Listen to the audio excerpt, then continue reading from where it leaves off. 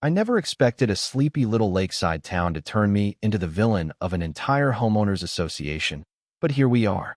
And to be honest, I'm still a little amused at how quickly things escalated. Today, as I'm sitting on my dock with a cold drink in hand, watching a crowd of furious neighbors pacing around with fishing gear they can't use, I'm reminded that sometimes justice doesn't show up in a courtroom. It shows up when you simply refuse to get pushed around.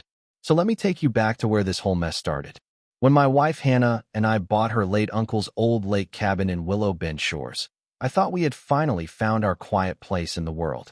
I work remote in IT, long hours, constant messages, and the idea of stepping away from the screen to sit on a dock built in the 1960s felt like medicine. The dock itself was old, weathered, and perfect. Every plank had that gray sun-bleached look that only decades of summers can give. And carved into one of the posts were the initials LR, Hannah's uncle, carved some time back when the Beatles were still together. It was peaceful in a way I hadn't felt in years. For the first couple weeks, life felt almost slow. I'd finish work, grab a rod, and head down to the dock while the sunset turned the lake orange. Neighbors passed by sometimes. Some waved, some made small talk. A retired guy named Eddie Hartman brought over a welcome basket with jerky, homemade pickles, and a handwritten note that said, "Glad to have year-round folks. This place livens up come summer." I remember thinking, wow, people here are friendly. And then came her. 3 weeks after moving in, I opened my mailbox and found a crisp white envelope stamped Willow Bend Shores HOA. Inside was a letter claiming that my dock, the same one that had been sitting there since before the HOA even existed, was in violation of architectural standards. And therefore, I had 30 days to remove it. Remove it, as in tear it down, and pay for the removal myself. I called the number at the bottom and got connected to Marjorie Caldwell, the HOA president. Imagine a voice soaked in lemon juice, sharp, sour, and absolutely convinced it's better than you. "Mr. Coleman," she said, dragging out the syllables like she was bored already, "your structure is not compliant with HOA regulations." "It's been here for 60 years, I said. "It predates the HOA by decades. That's got to count for something." There was a pause. Then she chuckled, a slow, patronizing chuckle. "This isn't a constitutional matter, Mr. Coleman. This is Willow Bend Shores. The rules apply equally to everyone." Except, of course, they didn't. I politely told her that I'd be reviewing state property law and the HOA bylaws before I did anything. She sighed dramatically and said, "You may do whatever helps you sleep at night, but homeowners rarely win against us." And that's when I first felt it. That quiet little flicker of, "Oh no, you picked the wrong guy." Later that night, while taking out the trash, I overheard Marjorie walking with another board member, Cliff Danner, right past our property line. "I want that dock gone," she hissed. "I'm not spending another summer with that thing blocking the view from my kitchen window. Besides, we need that shoreline cleared for the new community pier." Oh, there it was. Not rules. Not safety. Not compliance. Just her personal convenience. That's when I stopped being annoyed and started getting strategic. The next morning, I dove into research mode. Multiple monitors, documents everywhere, coffee that tasted like burnt determination. I pulled state laws, HOA documents, old county building permits. And sure enough, structures that existed before an HOA were almost always protected. Better yet, I discovered riparian rights, the legal right of a property owner to access the water touching their land. I wasn't just in the right. I was really in the right. As luck would have it, one of our neighbors was a retired lawyer named Thomas Grant, a 70-something guy with a laugh that could shake dust off the rafters.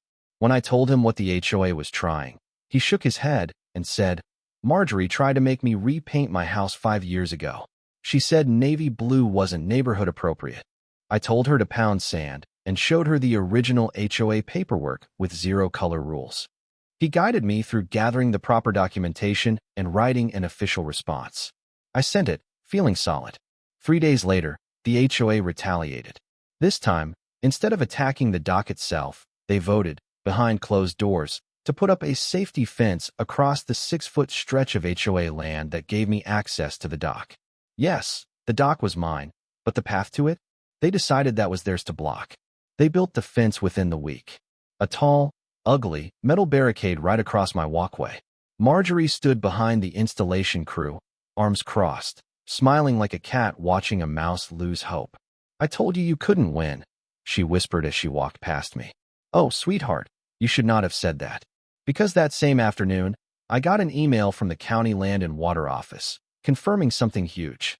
The lake, and a 16-foot buffer around it, was state property, not HOA property, which meant they had no authority to block access. But the universe wasn't done handing me ammo. In my research, I found something interesting. Many fishing lakes in the state had protected spawning grounds for smallmouth bass. And every spring, I'd seen dozens of them swirling near my dock. So I contacted Dr. Adrian Bowers, a fish biologist at the regional university. I told him what I'd been observing. He reluctantly agreed to come out. Saturday morning, we suited up in wetsuits and went into the lake with sample kits, cameras, underwater lights, the full National Geographic setup. The moment he saw the gravel beds under my dock, he looked up at me through his goggles and gave a thumbs up, so enthusiastic he nearly dropped his equipment. After we surfaced, dripping wet, he said, "This is a spawning ground. A major one." He explained the regulations. If the state confirmed it, construction near the shoreline would be strictly limited, including the HOA's precious new pier, the one Marjorie wanted built right next to her home, but conveniently required my dock removed to make space. Suddenly, this wasn't just a property dispute. It was an environmental time bomb.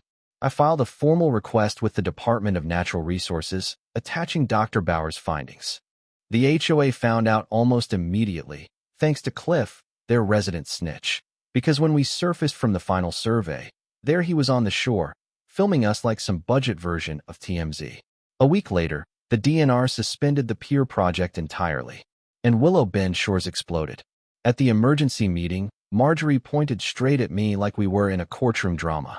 "Mr. Coleman," she said, voice trembling with rage she barely disguised as disappointment, "has sabotaged our community project and jeopardized our annual fishing festival. A 40-year tradition." People gasped. Someone muttered, "You've got to be kidding me." I stood up, calm as a lake at dawn. "You didn't do an environmental assessment," I said. "You tried to build a pier over a spawning ground. I didn't threaten your festival. You did." Then I asked, loud enough for every corner of that room, "And while we're talking transparency, did you tell anyone here that your cousin owns the construction company you hired for the pier?" Her face went red. Not pink. Not embarrassed. Stoplight red. A few board members shifted in their seats. People started whispering. A reporter who'd slipped into the back began scribbling furiously. The DNR's report came out 2 weeks later, confirming the spawning ground and issuing a protection order around my section of shoreline. No construction, no fishing within 500 feet. And guess what the fishing festival needed? Fishing. Which meant the only usable launch point for the event was my dock. Yep, the same dock she tried to destroy. I offered a compromise. If the HOA removed the fence, apologized, and acknowledged my rights, the community could use my dock for the festival. Marjorie called it blackmail.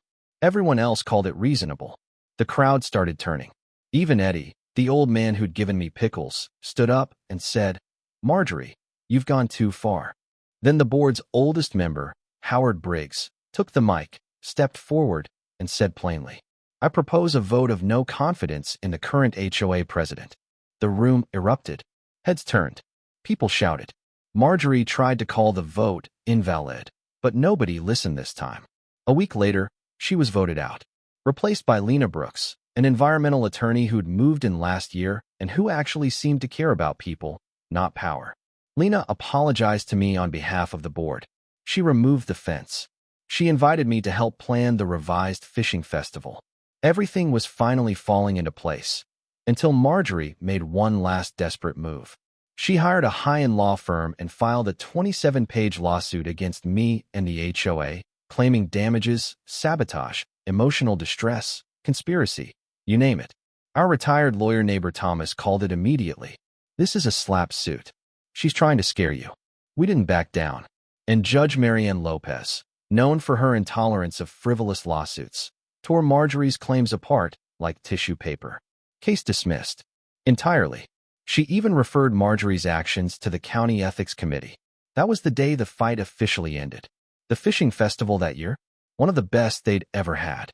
Kids came out in droves. The lake was healthier than ever, and people actually thanked me for protecting the base population.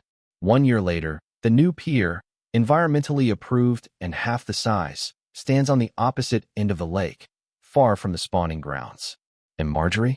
She sold her house and moved 3 states away. Sometimes I think about her when I'm out on the dock at sunset. Not in a hateful way, just curious. Wondering what it feels like to build an entire identity around control, only to lose it because you pushed one person too far. But here's what I learned. Bullies thrive when nobody pushes back. And sometimes, all it takes to change an entire system is one person willing to say, no, not this time. So let me ask you, what do you think? Was I justified? Did the HOA get what it deserved? Or did things go too far? Have you ever seen someone abuse power just because they could? Drop your thoughts in the comments. I always read them. And if you enjoyed the ride, hit that like button and subscribe. We've got a lot more stories to tell.